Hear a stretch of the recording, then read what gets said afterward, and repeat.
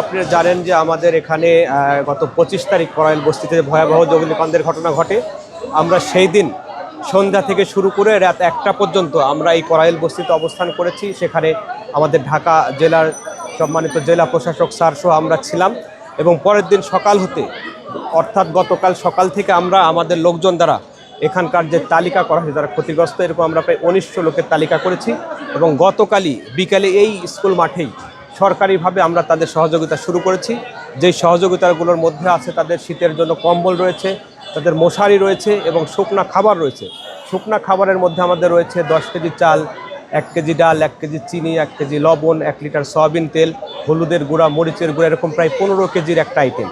আপনারা জেনে থাকবেন যে আমাদের দুর্যোগ ব্যবস্থাপনা ত্রাণ মন্ত্রণালয়ের মাননীয় উপদেষ্টা মহোদয়ের নির্দেশনা এবং সচিব মহোদয়ের নির্দেশনা মোতাবেক দুর্যোগ ব্যবস্থাপনা দপ্তরের মহাপরিচালক স্যার, পরিচালক ত্রাণ পরিচালক, অন্যান্য পরিচালক স্যাররা গতকাল এখানে এসেছিলেন। আজকেও কিছুক্ষণ আগে আপনারা আসার এখানে পরিদর্শন করে গেছেন।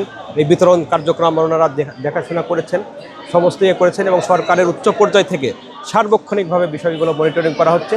আমরা তাদের সকলকেই, এই যে আমরা 1900 জনের তালিকা করেছি, সবাইকে এই পরিমাণ খাদ্য দেওয়া হচ্ছে। এছাড়াও আপনারা জানেন যে আমাদের যারা ডেভেলপমেন্ট পার্টনার রয়েছে, এনজিও রয়েছে, আইএনজিও রয়েছে, তারাও বিভিন্নভাবে সহায়তা করছে।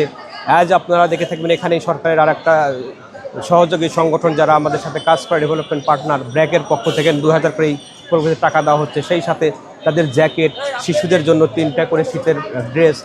আগামীকাল আমরা এখানে বিস্কুট দেবো, শিশু খাদ্য দেবো, ইউনিসেফের পক্ষ থেকে আরও ফ্যামিলি কিট থাকবে। এক কথায় সরকারের পর্যাপ্ত সহায়তার এখানে সুযোগ আছে এবং সরকার সচেষ্ট রয়েছে সবসময় তাদের প্রতি, তাদের যাতে কোনো এই ইয়েটাকে কাটিয়ে উঠতে পারে খুব তাড়াতাড়ি এবং তাদের কষ্টটা কিছুটা লাঘব হয়, সেই জন্য সরকার কাজ করে যাচ্ছে।